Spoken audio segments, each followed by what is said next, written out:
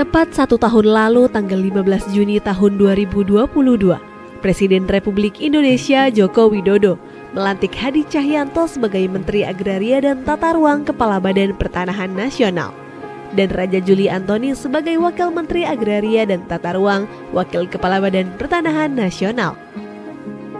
Terdapat 3 amanat dari Presiden RI yang ditugaskan kepada Menteri ATR Kepala BPN dan Wamen ATR Waka BPN terkait bidang pertanahan dan tata ruang.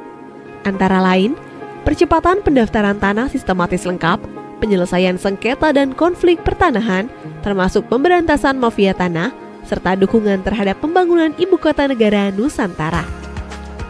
Selama setahun ini, Kementerian ATR BPN pun terus melakukan akselerasi program PTSL dengan berbagai macam terobosan, mulai dari peningkatan pelayanan pertanahan, kolaborasi dengan berbagai pihak, hingga mendorong keterlibatan aktif masyarakat.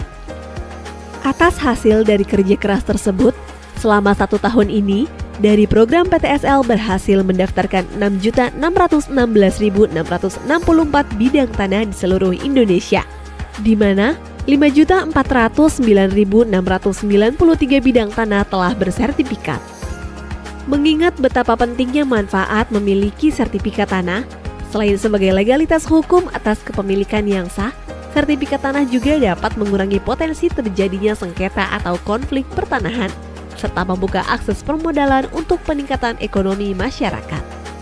Sejak dilaksanakannya program PTSL juga telah memberikan penambahan nilai ekonomi atau ekonomi value added mencapai kurang lebih 5.574 triliun rupiah, dan 1 tahun terakhir mencapai kurang lebih 895 triliun rupiah yang berasal dari hak tanggungan, BPHTB, PPH, dan PNBP.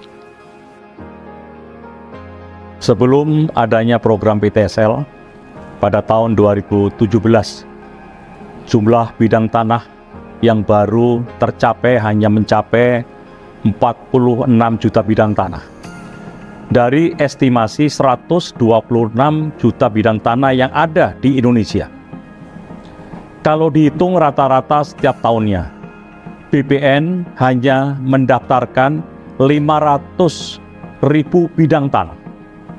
Apabila pendaftaran tanah ini menggunakan metode lama, maka rakyat harus menunggu lebih kurang 160 tahun lamanya.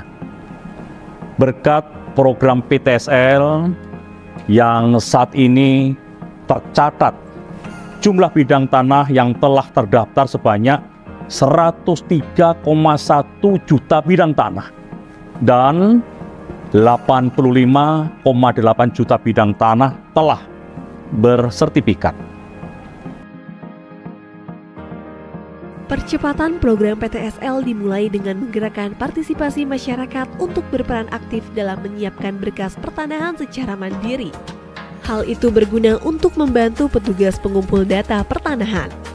Selain itu, Kementerian ATR BPN juga aktif mengkampanyekan gerakan masyarakat pemasangan tanda batas atau gema batas untuk memudahkan petugas ukur dalam melaksanakan pengukuran tanah. Kementerian ATR BPN juga berkomitmen melegalisasi tanah wakaf dan rumah ibadah melalui Gerakan Nasional Sertifikasi Rumah Ibadah dan Pesantren, agar aset tersebut terhindar dari potensi hilang, terkena sengketa atau konflik. Konkretnya, Kementerian ATR BPN telah membuat nota kesepahaman dengan berbagai organisasi keagamaan untuk memudahkan sertifikasi tanah wakaf dan rumah ibadah, sehingga umat beragama dapat melaksanakan kegiatan keagamaan secara aman dan damai. Selama setahun ini, Kementerian ATR BPN telah berhasil mensertifikasi 36.149 bidang tanah wakaf dan rumah ibadah seperti masjid, gereja, vihara, dan rumah ibadah lainnya. Jumlah ini meningkat dari tahun sebelumnya yang mencapai 25.140 bidang tanah di tahun 2021 dan 13.858 bidang tanah di tahun 2020. Kami, Kementerian ATR BPN, memiliki komitmen untuk mensertifikasi rumah ibadah apapun di mana nama Tuhan diagungkan tanpa terkecuali dan tanpa diskriminasi.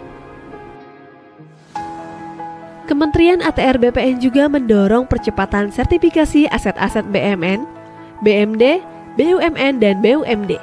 Hal ini dilakukan sebagai mitigasi penyalahgunaan aset yang dapat mengakibatkan kerugian keuangan negara.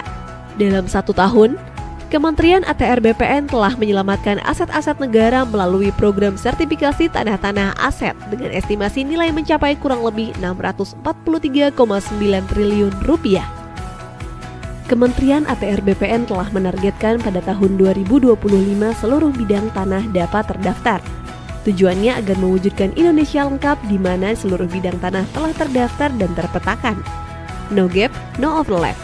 Dimulai tahun ini, Kementerian ATR BPN telah berhasil melahirkan kota dan kabupaten lengkap, di antaranya Kota Denpasar, Kota Bontang, Kota Madiun, Kota Tegal, Kota Surakarta, Kota Yogyakarta, Kota Administrasi Jakarta Pusat, Kabupaten Badung, Kota Administrasi Jakarta Utara, dan Kota Administrasi Jakarta Barat. Ada sedikit cerita pengalaman saya saat melakukan kunjungan kerja turun ke lapangan di awal menjabat. Banyak sekali keluhan yang saya dengar langsung dari masyarakat terkait mahalnya biaya pelayanan pertanahan. Setelah dilakukan pengecekan, ternyata salah satu penyebab mahalnya biaya karena masyarakat tidak dapat mengurus sendiri permohonannya. Jadi terpaksa diwakilkan karena sibuk bekerja. Kami pun berinovasi meluncurkan program pelayanan tanah akhir pekan atau pelataran, disertai dengan loket prioritas yang diberi karpet merah khusus disediakan untuk masyarakat yang mengurus sendiri tanahnya. Dengan begitu, masyarakat dapat leluasa kapanpun mengurus tanahnya tanpa terkendala biaya dan waktu. Saat ini, pelayanan pertanahan akhir pekan telah tersedia di seluruh kantor pertanahan yang berkedudukan di ibu kota provinsi dan seluruh kantor pertanahan dengan rata-rata jumlah layanan di atas 2.000 berkas per bulan. Dengan adanya program pelataran ini, diharapkan dapat mencegah praktik calo atau mafia tanah dalam kepengurusan tanah. Di tahun 2023, Kementerian ATR BPN juga meluncurkan 7 layanan prioritas atau lantas. Layanan ini mencakup 79% dari total layanan yang ada di kantor pertanahan. 7 layanan prioritas ini jelas waktu, jelas syarat, dan jelas biaya. 7 layanan prioritas ini terdiri dari pengecekan sertifikat, surat keterangan pendaftaran tanah atau SKPT, hak tanggungan elektronik, roya manual dan roya elektronik, peralihan, pendaftaran SK, serta perubahan hak guna bangunan atau hak pengelolaan menjadi hak milik untuk rumah tinggal, rumah toko, dan rumah kantor. 1 tahun bekerja untuk rakyat, untuk Indonesia.